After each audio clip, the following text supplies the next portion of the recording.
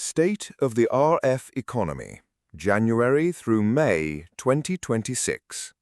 In 2026, the RF economy is entering a cooling phase following the military fiscal overheating of 2023 to 2025. Formally, this is not yet a full-scale recession, but signs of stagnation are already visible. GDP in Q1 decreased by 0.2% year-on-year. Fixed capital investment dropped by 14.3% year-on-year. The budget deficit for the first 5 months has already reached 6.011 trillion rubles, and oil and gas revenues for January to May were nearly 30% lower than a year ago. At the same time, the RF maintains low unemployment, high nominal wages, a positive foreign trade surplus, and a relatively strong ruble. However, these indicators do not signify structural resilience.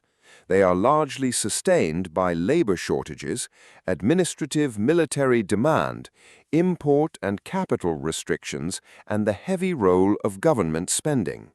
GDP and overall dynamics. The official Rosstat estimate shows that in the first quarter of 2026, the physical volume of GDP stood at 99.8% compared to the corresponding period of 2025, meaning the economy contracted by approximately 0.2% year-on-year. This is a critical turning point. Following high growth rates driven by military spending, import substitution, and state contracts, the economy is entering a phase close to zero growth. International estimates also show a weak trajectory. The IMF forecasts real GDP growth of 1.1% and consumer inflation of 5.6% for the RF in 2026, while the World Bank expects only 0.8% growth in 2026 and around 0.7% in 2027 to 2028. Foreign trade and balance of payments. The external sector remains positive, but its quality is deteriorating. Under the balance of payments methodology, the merchandise trade surplus for January to April amounted to $38.5 billion, which is 0.8% less than a year ago. Merchandise exports rose to $138.9 billion, but imports grew faster, reaching $100.4 billion. In the first quarter of 2026, the current account surplus decreased to $12.2 billion compared to $18.4 billion in the first quarter of 2025. The main reasons are the growth of merchandise imports and the widening of the services deficit to $8.7 billion, driven in part by Russians traveling abroad and payments for services to non-residents. Budget and oil and gas revenues. The federal budget is one of the primary risks. For January through May 2026, revenues stood at 14.781 trillion rubles, expenditures at 20.791 trillion rubles, and the deficit at 6.010 trillion rubles, or 2.6% of GDP. For comparison, the budget law for 2026 projected a target deficit of around 1.6% of GDP. The most problematic component is oil and gas revenues. For January through May 2026, they amounted to 2.977 trillion rubles, which is 29.8% less than in the same period of the previous year. May saw a temporary rebound in oil and gas receipts, but for the 5-month cumulative total, the decline remains substantial. Inflation, rate, and the ruble. Inflation is gradually decelerating, but remains above the Bank of Russia's target level. In May 2026, annual inflation stood at 5.31%, while the target is 4%. The key interest rate was lowered from 16% in January to 14.5% in April-May, but its level is still exceptionally high for investment activity. The ruble appeared relatively strong in the first half of 2026. As of June 12, 2026, the official exchange rate was 71.9077 rubles per dollar, compared to around 77.73 rubles per dollar at the end of January. But this exchange rate cannot be interpreted as a pure market signal, since it is shaped under conditions of sanctions, restricted capital mobility, changes in settlement structures, and the impact of currency flows from exports. Labor market and wages. The labor market remains extremely tight. Unemployment in April 2026 stood at 2.2%, effectively remaining at historically low levels.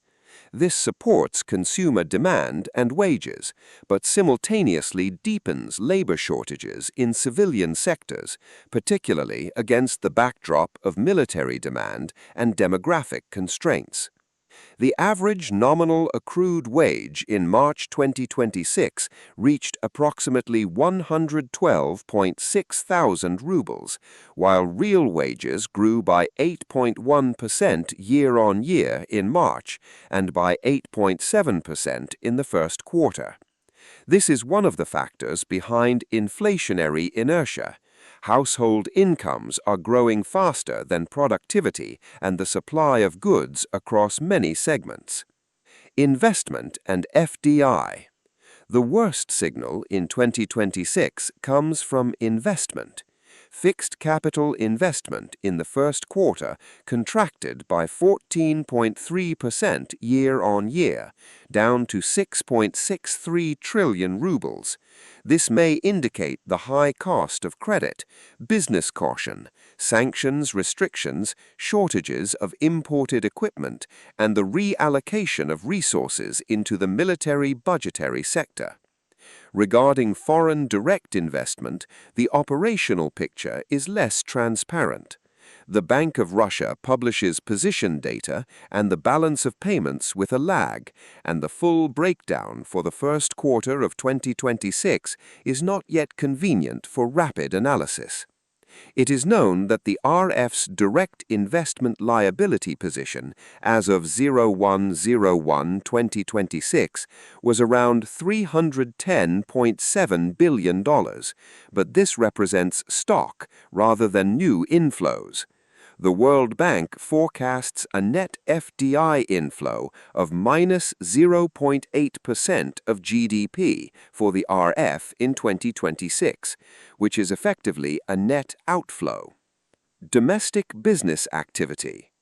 The Bank of Russia's official Business Climate Index fell to 1.7 points in May, down from 2.1 in April. This does not imply a collapse, but it indicates a slowdown in expectations and demand. Independent PMI indicators look weaker. In May, the S&P Global Composite PMI stood at 49.2, and the Services PMI was 48.7, both below the 50-point threshold that separates expansion from contraction. The services sector is particularly troubled, experiencing weakening demand, employment, and business expectations. The state of the RF economy in 2026 can be characterized as a managed but vulnerable slowdown. The system is still held together by budget spending, military demand, a foreign trade surplus, and tight control over financial flows. However, key weak points have already emerged: falling investment, a large budget deficit, declining oil and gas revenues, a high key rate, labor shortages, and weak private business activity. In 2026, the RF is transitioning from a model of military stimulus with high growth to a model of military stagnation, where the budget and labor market are overheated while investment and civilian business activity are weakening.